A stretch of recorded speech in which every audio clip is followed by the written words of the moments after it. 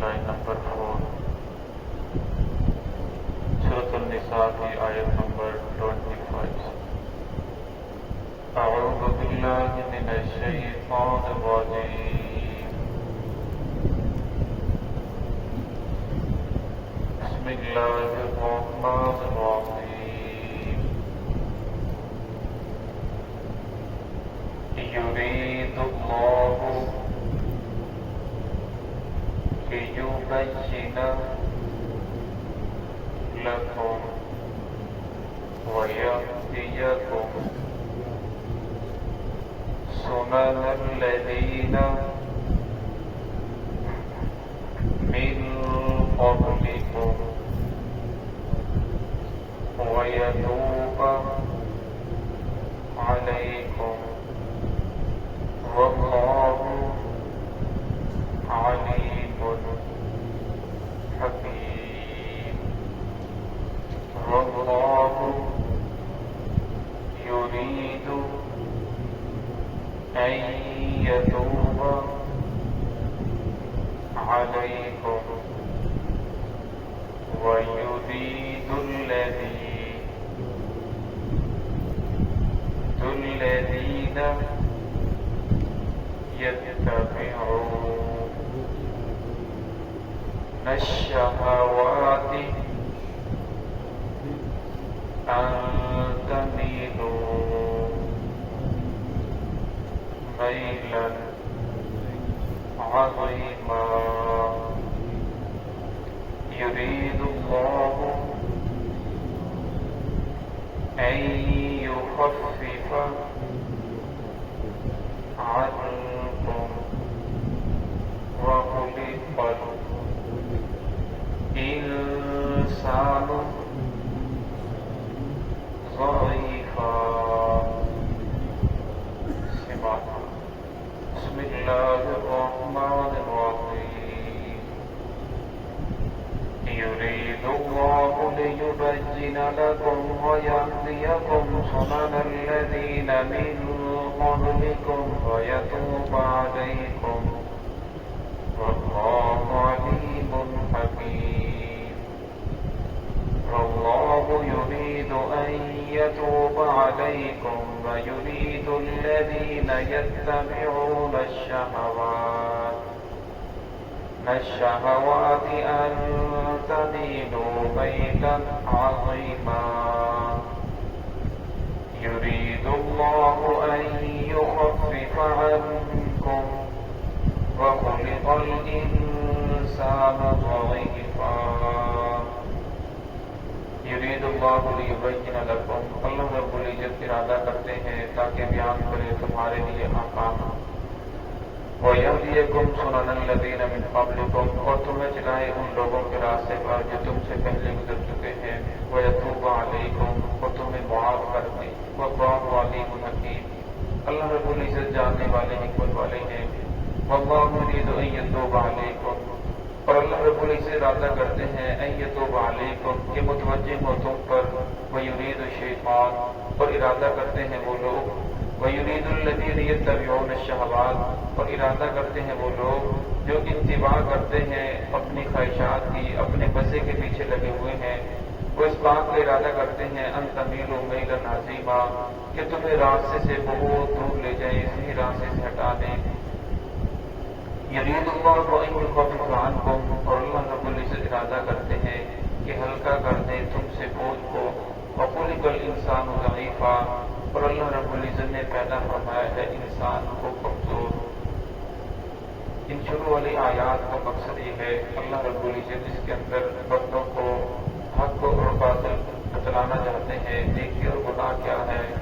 برائی اور اسی طرح نیکی کیا ہے سیدھا راستہ اور برا راستہ کیا ہے ورنہ اللہ رب العزت ان چیزوں کو بیان کر کے احکامات کو بیان کر کے تمہارے لیے آسانی پیدا کرنا چاہتے ہیں تاکہ تمہارے لیے آسانی ہو جائے اور میں یہ تمہارے اوپر پابندیاں جو لگائی جا رہی ہیں یہ تمہیں تنگی کے اندر ڈالنے کے لیے نہیں ہے یرید اللہ بکم اليسر ولا یرید بکم العسر اللہ رب العزت بندوں کے لیے آسانی پیدا کرواتے ہیں بندوں کے لیے تنگی پیدا نہیں فرماتے کہ بندوں کو تنگی کے اندر مبتلا کر دیں اور میں یہ جو احکامات بیان کیے جا رہے ہیں تمہاری اسی کے اندر بھلائی ہے، اسی کے اندر تمہارا فائدہ ہے، انہی احکامات کے اوپر چلو گے تو تمہاری کامیابی ہے، تمہیں جنت کی طرف یہ احکام لے کر جانے والے ہیں۔ اور فرمایا اگر تم نے ان خواہشات کو ان احکامات کو چھوڑ کر خواہشات کی پیروی کرنا شروع کر دی تو فرمایا پھر یہ تمہیں بھٹکا دیں گے، برے راستے کی طرف لے جائیں گے۔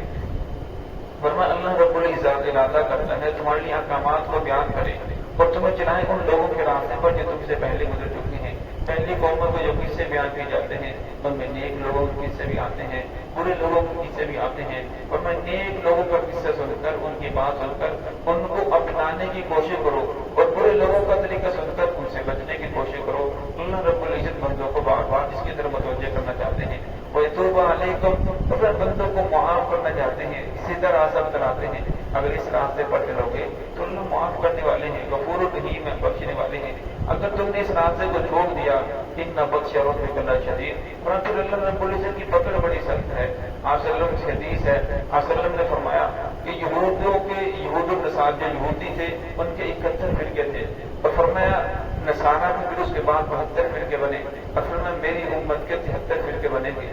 صحابہ نے پوچھا یا رسول اللہ ان 73 فرقوں میں سے جنت میں جانے والا کون ہوگا؟ تو آپ صلی اللہ علیہ وسلم ما انا علیہ واصحابی، جو میرے اور میرے صحابہ کے طریقے پر چلے گا جنت کے اندر وہی جائے گا، جو میرے طریقے کو میرے صحابہ کے طریقوں کو چھوڑ دے گا اور اپنی خواہشات کے پیچھے چلے گا، اپنی من مانی کے پیچھے چلے گا، ورنہ وہ بھٹک جائے گا، وہ راستے سے ہٹ جائے گا، ورنہ وہ جنت کے اندر نہیں جائے گا۔ اس لیے ہر انسان کو جو بھی عمل کرے اس سے پہلے دیکھنا چاہیے کہ کیا یہ قرآن حدیث سے ثابت ہے یا نہیں، محمد رسول اللہ صلی اللہ علیہ وسلم سے ثابت ہے یا نہیں، آپ صلی اللہ علیہ وسلم کے صحابہ نے اس عمل کو کیا یا نہیں۔ اگر آپ صلی اللہ علیہ وسلم نے نہیں کیا، آپ کے صحابہ نے نہیں کیا، قرآن اور حدیث کے اندر وہ عمل نہیں ملتا تو پھر انسان کو چھوڑ دینا چاہیے۔ علی رضی اللہ تعالیٰ اپنے دور خلافت کے اندر مسجد عیدگاہ کے اندر عید کی نماز پڑھانے کے لیے آئے تو ایک آدمی عیدگاہ کے اندر عید کی نماز پڑھ رہا اشراق پڑھ رہا تھا، تو علی رضی اللہ عنہ نے ایک آدمی کو بھیجا کہ جاؤ اس کے جا کے کان کے اندر کہو کہ عید والے دن عیدگاہ کے اندر کوئی نماز نہیں پڑھتے، نماز سے پہلے کوئی نماز نہیں، نہ اشراق ہے یہاں نہ چانچ ہے، چانچ کی بھی جان تک اگر پڑھنی ہو تو گھر کے اندر پڑھو۔ اس آدمی کو جا کر کہا لیکن اسے نماز پڑھنا نہ چھوڑی۔ علی رضی اللہ عنہ خود اس کے پاس تشریف لے گئے اور اسے سمجھایا کہ آج کے دن نماز نہیں ہے، تو وہ بڑے غصے سے کہنے لگا میں تو نیکی کا کام کر نماز ہی پڑھ رہا ہوں، کوئی برائی کا کام تو نہیں کر رہا۔ تو کہنے لگے اللہ کے بندے تو محمد رسول اللہ صلی اللہ علیہ وسلم کے دین کی مخالفت کر رہا ہے، تو یہ تو نیکی نہیں ہے، نیکی وہی ہے جو رسول اللہ صلی اللہ علیہ وسلم کے طریقے کے مطابق ہو۔ ایک آدمی مغرب کے دین پڑھنے وہ کہتے کہ میں چاند پڑھ رہا ہوں، زیادہ ہی پڑھوں گا، نماز ہی پڑھ رہا ہوں، تو فرمایا وہ نیکی نہیں بلکہ وہ آدمی محمد رسول اللہ صلی اللہ علیہ وسلم کے طریقے سے ہٹتا ہے۔ تو یہاں بھی اللہ رب نے فرمایا اللہ ارادہ کرتے ہیں تمہارے ساتھ آسانی کا، احکامات کو اس لیے بیان فرما رہے ہیں۔ اگر تم اپنی خواہشات کے پیچھے چلو گے تو ایک آدمی کہے گا کہ میرا دل تو چاہتا ہے، میری عقل اس طرح کہتی ہے تو مجھے ایسے کرنا چاہیے، دوسرا کچھ اور کہے گی۔ اس لیے فرمایا تمہاری عکس ناقص ہے، خلق الانسان ضعیفا، میں نے انسان کو کمزور پیدا کیا ہے۔ انسان جتنا بھی طاقتور ہو، اپنے آپ کو جتنا بھی طاقتور سمجھے کہ میں بڑا طاقتور ہوں، اور میں 2 دن بخار ہو جائے تو انسان اٹھنے کے قابل نہیں رہتا، اللہ اللہ کرتا ہے۔ پھر فرمایا وہی انسان ہے غصے کے سامنے مغلوب ہو جاتا ہے، جتنا بھی سمجھدار ہے جب غصہ آتا ہے اسے پتہ نہیں چلتا، پھر کہتا ہے غصے کے اندر ایسا ہو گیا۔ جب شہوات کا غلبہ ہوتا ہے اور میں ان چیزوں کے سامنے مغلوب ہو جاتا ہے تو اللہ رب نے فرمایا میں نے انسان کو کمزور پیدا فرمایا، انسان کمزور ہے، واللہ علیم حکیم، فرمایا اللہ جاننے والے ہیں، حکمت والے ہیں، اللہ کو معلوم ہے۔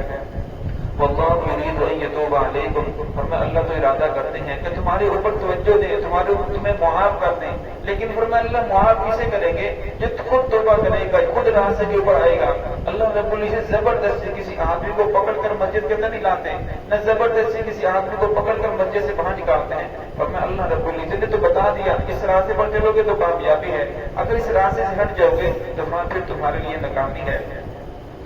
وَيُرِيدُ